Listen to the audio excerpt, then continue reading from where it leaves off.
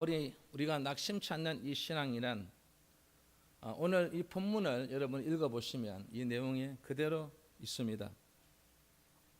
우리가 이 세상을 살 때에 우리가 실망되고 낙심되는 일들이 아마 많이 있을 거예요.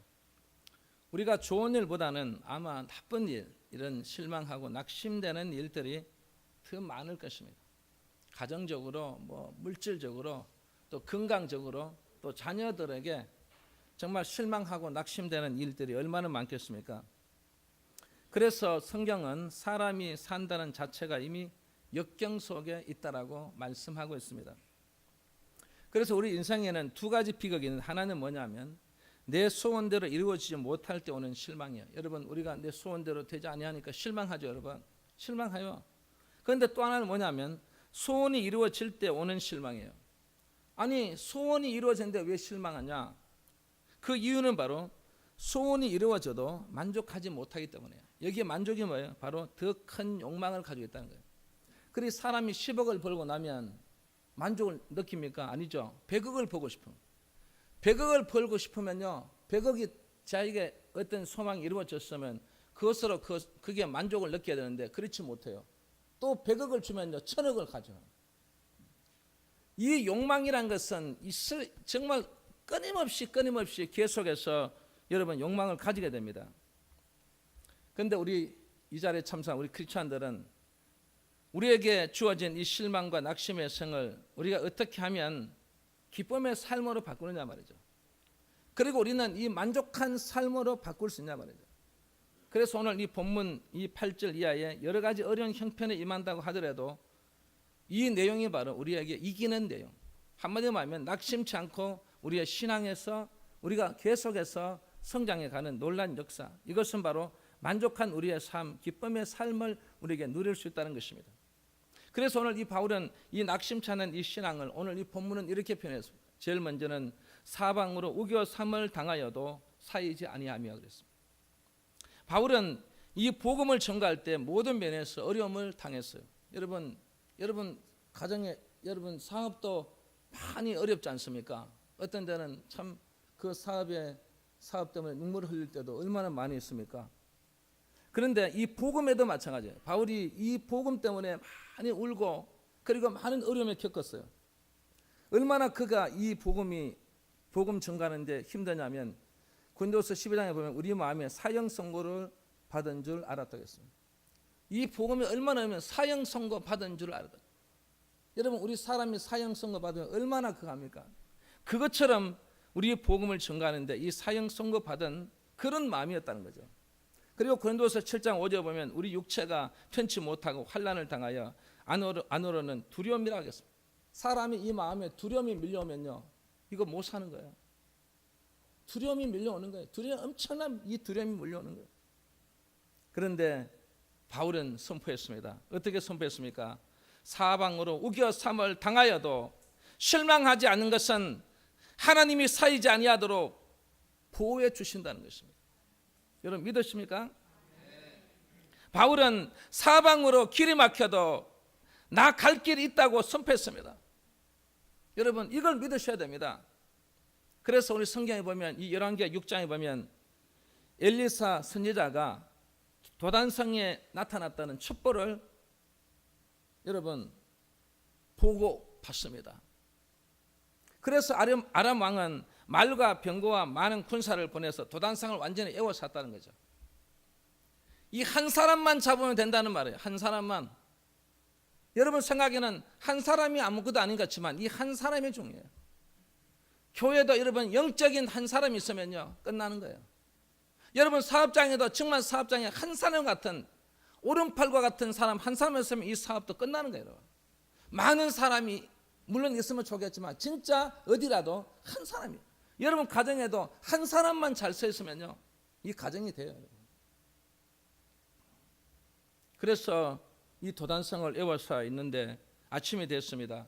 이 엘리사 선지자의 이 수종되는 종이 아침에 나와서 도단성을 보니까 세상에 여기에 완전히 한마디로 말하면 말과 병거와 많은 군사가 완전히 구름대처럼 완전히 에워싸고 있습니다. 그때 이 종이 와서 선생님 지금 큰일 났습니다. 우리가 어째야 우리가 살아갈 수 있습니까? 살 수 있습니까? 자기 어떤 생명의 위험을 느끼고 있는 지금 이 종을 향해서 엘리사는 뭐라고 말하죠? 두려워 말라. 우리와 함께한 자가 저와 함께한 자보다 많으니라. 그리고 영적으로 하나님의 군대를 보여주는 거예요. 다시 이 도단성 밖으로, 그 아람 군대 밖으로 다시 에워싸고 있는 그 군대, 하나님의 군대를 보니까 아람 군대보다 더 많이 쌓여 있는 거예요. 더 많이 적을 무찌르려고 준비하고 있는 거예요, 여러분. 오늘 이 자리에 참석한 우리 사랑하는 성도 여러분, 우리는 사방으로 우겨쌈을 당해도 오늘 바울이 말한 것처럼 우리는 여기에 쌓이지 아니하는 것은 우리 하나님 아버지의 보호가 있다는 것입니다. 여러분, 오늘 이 보호로 오늘 우리가 살아가고 있는 줄 믿으시기 바랍니다. 그리고 낙심치 않는 신앙 두 번째는 뭐라고 말했습니까? 답답한 일을 당하여도 낙심치 않으며, 오늘 본문에 나와 있죠. 여기에 답답한 일은 뭐냐면 미혹된 상태, 혼란한 모습을 말하는 거예요.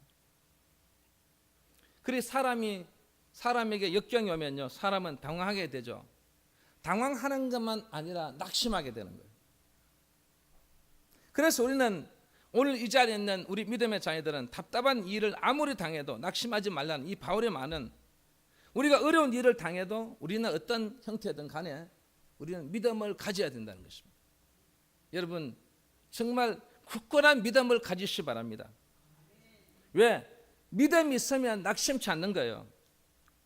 마가복음 5장에 12회를 혈루증을 앓는 한 여자가 나와요.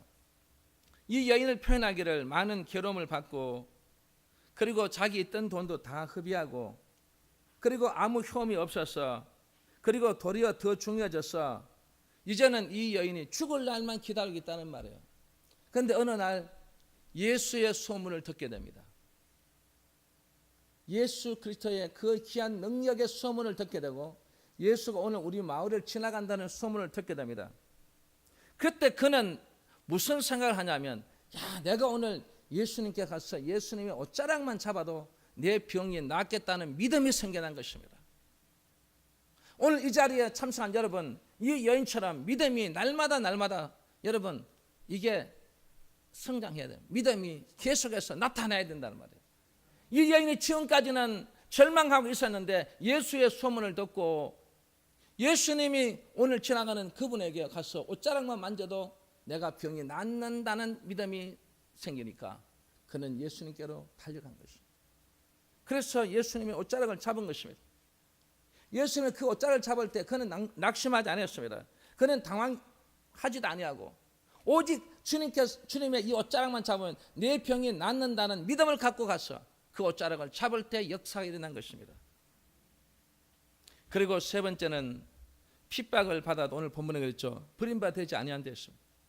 우리 히브리서 11장에는 이 핍박의 장입니다. 이 핍박 중에 먼저 희롱을 당하고, 여러분 사람이 어떤 누구에게 희롱을 당해보세요. 여러분 기분 나쁘지 않습니까? 예, 교회 안에도 마찬가지예요. 희롱을 당하니까 참지 못해서 교회를 아수라장을 만듭니다. 교회가 시끄럽습니다. 희롱을 당하는 거, 이게 우리의 핍박이라고 생각해야 되는데 그렇지 못하는 거예요. 그리고 그보다 더한 채찍질을 당합니다. 여러분 채찍질 당해보세요. 여러분 얼마나 아프고 쓰리고 힘듭니까? 그리고 거기에다가 옥에 갇히죠. 옥에 한번 갇혀봤어요. 여러분 그 옥에 갇힌다는 게 그래 쉬운 게 아니에요. 여러분 옛날 주기철 목사님이 옥에 갇혔을 때 많은 목회자들 신랑이 비난했습니다. 뭐 자기 혼자 신앙생활 뭐 그렇게 잘한다고 치더만 잘 됐다. 옥에 갇혔다.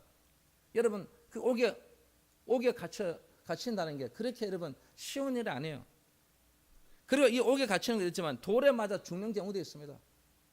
이 바울도 돌에 맞아 죽을 뻔했지 않습니까? 그리고 돌에 맞아 죽을 사람도 있습니다. 스데반 집사님은 돌에 맞아 죽었어요. 그리고 어떤 데는 톱으로 잘려 죽습니다.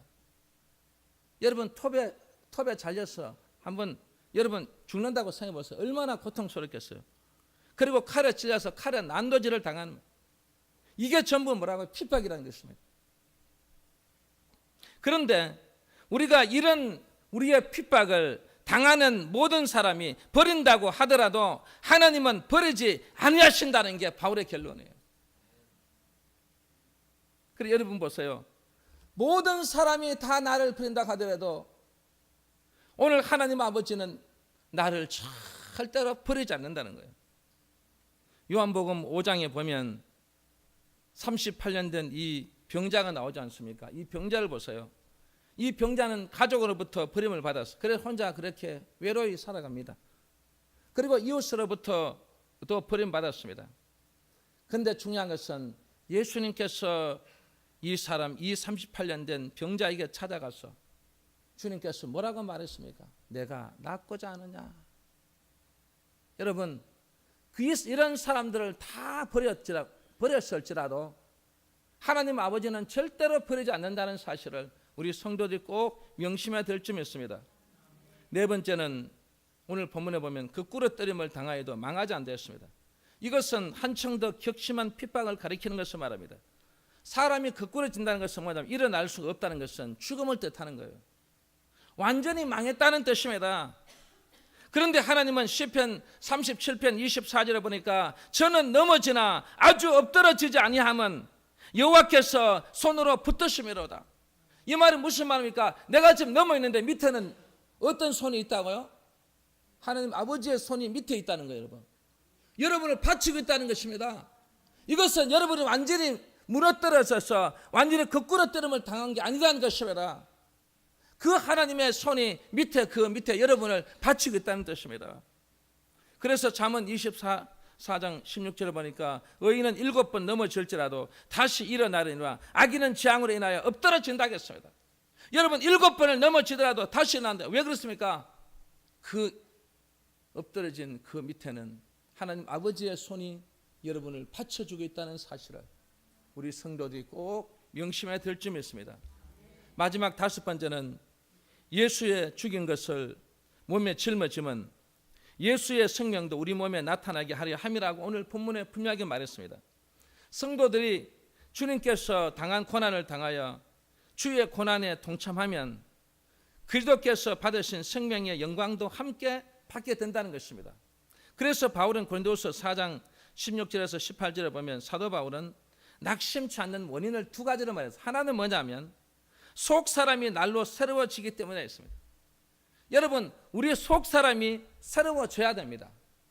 예수 믿는 사람이라면 이 속 사람이 날마다 새로워져야 돼요. 보혈의 피로 깨끗하게 자꾸 씻어야 됩니다. 정말 우리의 속 사람이 여러분 보세요. 영에 속한 사람은 육체가 세상에 시달려 약해지면 질수록 영은 반비례해서 날로 점점 강해지고 새로운 은혜를 받게 된다는 것입니다. 오늘 이 자리에 참석한 여러분, 저는 이 말씀에, 이 바울이 말한 말씀에 저도 공감합니다. 왜냐하면 고린도후서 6장 9절에서 10절에 보면 무명한 자 같으나 유명한 자라겠습니다. 여러분 무명한 자는요 무명한 자로 끝나는 거예요. 그런데 하나님 아버지는 우리 무명한 자 같지만 그러나 우리를 어떤 자로? 유명한 자로 만드는 사람. 우리 청소년들 잘 들어야 돼요. 내가 무명한 자 같지만 나를 유명한 자로 만드시는 분은 바로 여러분의 어떤 노력, 여러분은 그게 아니에요. 바로 오늘 이 시간 이 바울이 말한 것처럼 하나님 아버지라고 말했어요. 그리고 죽은 자 같으나 보라 우리가 살고 분명 그 죽은 자였는데 그런데 우리를 살리신다 이 말이에요. 살리신 분이 계신다는 말이에요. 그리고 징계를 받는 자 같으나 항상 우리에게 기쁨을 주는 거예요. 여러분 그 징계받는 사람은요 계속 징계받아서 그것으로 여러분 멸족당하는 거예요. 그런데 징계를 받는 자 같지만 그러나 그 사람을 항상 기쁨의 사람으로 만든다는 거예요. 예, 즐겁게 만든다. 사람이 즐거운 게 뭐예요 여러분? 바로 무엇인가 달라졌다는 것입니다. 그리고 가난한 자 같으나 많은 사람을 부욕케 한다. 여러분 가난한 자면 가난하게 살 수밖에 없어요. 그런데 우리 하나님 아버지의 여러분의 자녀들은 여러분 가난한 자 같지만 그러나 절대 그렇게 가난하게 만들어 놓지 않는다는 것입니다. 그 여러분들 많은 사람 중에 부유하게 만들어 주시는 분이 계신다는 것을 여러분 꼭 여러분 이 시간을 통해서 알고 깨달아야 될 점이 있습니다. 그리고 아무것도 없는 자 같으나 모든 것을 가진 자로다. 여러분 아무것도 없는 자 같지만 모든 것을 가지게 해줄 수 있는 분이 계시는 거예요. 오늘 이 바울이 말한 이 내용을 우리는 이 말씀을 보면서, 제가 이 말씀을 보면서 그렇구나, 나와 같이 무명한 자겠지만 나를 유명해 주시는 분이 계시고, 죽은 자 같으나 보라 우리가 살 수 있도록 만들어 주시고, 징계를 받는 자 같지만 항상 기뻐하고, 가난한 자 같지만 우리의 많은 사람 우리에게 부유하게 만들어 주시고, 아무것도 없는 우리들에게 모든 것을 가진 자로 만들어 주시는 분이 계신다는 것을 우리 성도들은 꼭 이 말씀을 명심하고 살아가야 될 줄 믿습니다. 그리고 낙심차는 원인 또 한 가지는 뭐냐면, 우리에게는 이 환난은 주의 영광을 이루기 위함이라 했습니다. 환난이 뭐라고요? 여러분에게 주는 환난, 시련, 이게 뭐라고요? 주의 영광을 나타내기 위함이에요. 오늘 이 자리는 여러분 꼭 명심하고 이 말씀을 기억해야 됩니다. 내가 먼저 속 사람이 날로 새로워져야 되고, 또 하나는 와에게 주는 이 모든 환난, 시련은 주의 영광을 위함이라는 사실, 여러분이 꼭 명심해야 될 줄 믿습니다. 송솔나무, 저는 어렸을 때부터 부유한 환경에서 자랐습니다. 여름에 수영장에 가고 싶다고 하면 시내 최고급 호텔에 가서 식사를 하고 호텔에서 수영을 하곤 했습니다. 그러던 어느 날 갑자기 아버지가 누구와 싸우는 소리가 났고, 부모님은 제게 무조건 전화를 받지 말라고 하셨습니다. 나중에 알고 보니 아버지 회사가 부도가 나서 빚쟁이들이 아버지를 찾는 전화였고, 누나와 나는 학교로 찾아올지도 몰라서 그들을 피해 학교를 다녔습니다. 어느 날 아버지는 나를 안으시며, 하나님 아버지, 이 아이를 잘 보호해 주십시오 라고 눈물로 기도하셨고, 어머니와 나 누나는 다음 날로 미국 이모네 집으로 갑자기 떠났습니다. 특히 오늘 이 자리에 있는 여러분 청소년들, 청년들 잘 들어야 됩니다. 졸지 말고 1988년 2월 추운 겨울날 저는 미국 존 F 케네디 공항에 도착했습니다. 우리를 데리러 온 이모부는 낡고 작은 차에 짐을 실었고, 우리는 좁은 골목을 지나 아주 허름한 2층짜리 주택 앞에 섰고, 그곳에서 11명이 1년을 살았습니다. 한국에서 전교 1등을 하던 누나는 바로 중학교에 들어갔지만 늘 꼴찌만 하던 저는 ABC도 몰랐기에 원래는 6학년에 올라가야 하는 나이에 4학년으로 몇 달 뒤 학교를 들어가게 되었습니다. 무턱대고 아무 반이나 들어갔는데 그 학년이 6학년이었습니다. 6학년 반으로 잘못 들어갔고, 그날부터 끔찍한 저의 학교 생활이 시작되었습니다. 정식 비자를 발급받기 위해서는 피아노를 하는 누나가 이 줄리어드 음악학원에 합격해야 했었습니다. 어려운 형편인지라 교회에서 연습을 하다가 피아노 줄이 늘어났다며 쫓겨나게 됐습니다. 어머니와 누나의 피나는 노력에도 불구하고 누나는 2번이나 떨어졌고 3번째야 합격을 하였습니다. 그러는 동안 나의 악몽 같은 학교 생활은 너무너무 힘들었습니다. 키도 작고 나이도 어리고 운동도 못하는 이 동양 아이, 영어도 못하는 것 때문에 저를 늘 괴롭혔고, 쉬는 시간이면 지나가면서 한 대씩 툭툭 치고 지나갔습니다.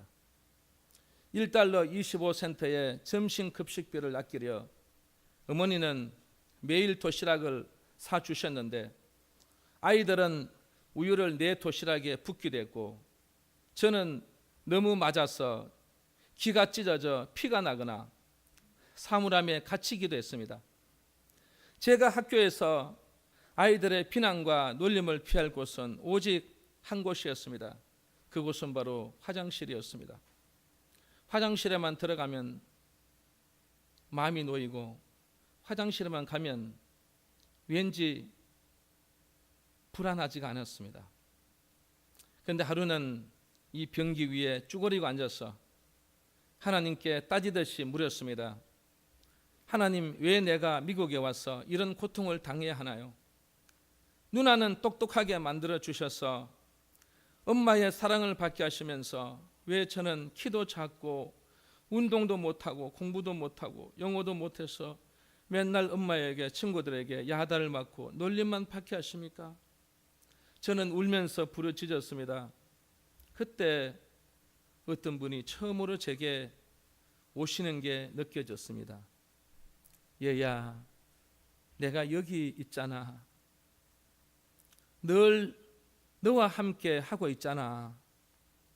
내가 너랑 친구해 주면 되잖니. 그 음성이 들리는데 너무너무 서러워서 눈물이 쏟아졌습니다. 사람들은 내 이름을 부르지 않아요. 사람들은 내 이름을 부르지 않고 누나의 동생, 야 이놈아. 날마다 누나의 동생 이놈아의 소리를 들으면서 사는데 나는 태어나지 말았어야 되는 게 아닌가요? 실수로 태어난 거 아니냐고요? 그렇지 않단다. 나는 내 머리카락까지 세는 너의 하나님 여호와란다. 내가 널 만들었단다. 내가 널 만들었다는 그 한마디에 그는 심장이 뜨거워지면서 마음속 무언가 단단한 반석 같은 게 만들어지는 것을 느꼈습니다. 그때였습니다. 어디선가 소리가 들립니다. 바로 플루트 소리가 들려왔습니다. 한국에서 몇 달 배운 게 전부였는데 미국에서 들으니 너무 반가워 그 소리를 따라갔더니 음악실이었습니다. 음악 선생님이 부르고 계셨는데 선생님 저도 한번 불러볼 수 있습니까? 그래 한번 불러봐. 실은 한국에서 도레미파 솔라시도와 나비야 정도로 겨우 불렀는데 불현듯 한 번도 불러보지 않은 예국가의 멜로디가 생각이 났고 그리고 불었습니다. 나도 선생님도 깜짝 놀랐습니다. 그리고 선생님은 그 플루트를 주시면서 너도 매일 음악실에 와서 이 밴드부와 함께 연습을 하라는 것입니다. 그래서 그는 그날부터 정말 열심히 불었습니다. 나도 할 수 있는 무언가가 있다는 게 기뻤고 무엇보다 누군가로부터 인정받았다는 것이 더 좋았습니다. 어느 날 어머니에게 말했습니다. 어머니, 나도 줄리어드 음악학교에 시험을 치고 싶어요. 어머니와 누나는 황당해하면서 아무나 줄리어드를 가는 줄 아느냐, 레슨비는 어떻게 하고, 그리고 혼이 났으면. 그래도 저는 매일같이 맹연습을 했습니다. 그리고 혼자서 뉴저지에서 이 맨해튼까지 시험을 보러 갔습니다. 정장한 아이들의 옷차림과 악기, 부모님들의 응원, 저는 기가 죽었습니다. 그때 저는 하나님께 기도했습니다. 저에게 플루트를 하게 하신 하나님이 저를 도와주십시오. 저는 이 학교에 꼭 다니고 싶습니다. 그래서 제가 이렇게 많은 사람들의 인정을 받지 못했지만 그러나 저는 하나님께 인정을 받고 정말 하나님의 은혜에 너무 감사해서 제가 하나님을 위해 도구로 사용하겠습니다. 저를 오늘 도와주십시오.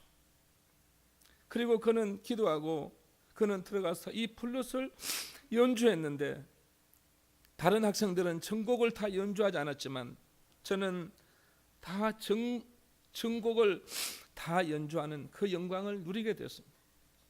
그리고 한 교수님이 낡고 사구려 악기를 보시며 빙긋이 웃었습니다. 일주일 뒤 이 줄리어드에서 온 우편물을 먼저 잡아든 누나는 비웃으며 야, 불합격 통지야. 이 줄리어드 학교는 불합격 통지를 먼저 보내고 2주 후에 합격 통지를 보내거든. 그리고 뜯어 보았습니다. 그곳에는 이렇게 써 있었습니다. 송솔나무, 너는 우리 학교의 전면 장학생이야. 그 한마디에 그 내용을 보고 그는 눈물을 흘리고 그때부터 누나도 어머니도 정말 사랑받는 자녀가 되었습니다. 그때부터 세계적인 플로니스트로서 부와 명예를 다 누릴 수 있음에도 그는 자기의 시험을 칠 때 하나님 앞에 약속했던 것처럼 나는 가장 낮은 곳을 찾아다니면서 영혼을 위로하고 치유하는 연주로 주님의 복음을 전하는 연주자로 여러분이 잘 아는 우리 인기 드라마였던 허준, 이산, 동의의 메인 연주와 그리고 많은 영화 음악을 작곡한 영혼의 연주자, 왕따에서 줄리어드 장학생으로 세계 최고의 무대에서 빈민층 고리로 8년 동안 전 세계 80개국 2년간 일본에서 200회 연주하면서 오직 단 한 사람의 청중만 있어도 연주하는 그분이 바로 2013년 하나님의 연주자가 간정책을 발간한 송솔나무 집사입니다. 그는 이렇게 외쳤습니다. 연주라 하지 않고 저는 찬양입니다. 공연이라 하지 않고 저는 예배라고 시작합니다. 연주를 통해 감동을 주는 자가 아니라 찬양을 통해 은혜를 끼치는 자입니다. 나는 주인공이 아닙니다. 주인공은 바로 예수 그리스도이십니다. 자신의 철학과 사상과 실력을 전하는 것이 아니라 오직 복음과 하나님의 사랑을 전하고 싶습니다. 저는 이를 봉사를 하지 않고 사명이라고 했던 송솔 집사님의 간정이었습니다. 오늘 우리 사랑하는 성도 여러분, 이 송솔나무 집사님처럼 환난이 왔을 때 그 환난이 하나님은 여러분 이 송솔나무 집사님과 함께 하셨고 여러분 오늘 이 본문 말씀처럼 바울이 말한 것처럼 똑같습니다. 여러분들도 어떤 이 환난이 우리에게 주어져도 주의 영광을 위해서 사용한다는 사실을 꼭 명심하시고 특히 오늘 여기 있는 청소년들 꼭 마음속에 이 송솔나무 집사님처럼 여러분 그런 신앙을 갖고 살아가면 반드시 하나님께서 세계적인 이 플룻 연주자 그것보다도 더 큰 연주자로 하나님은 세워주실 줄 믿습니다. 기도하겠습니다. 하나님 아버지 감사합니다. 오늘 우리에게 주신 이 말씀 낙심치 않는 우리의 신앙을 가지고 살아가면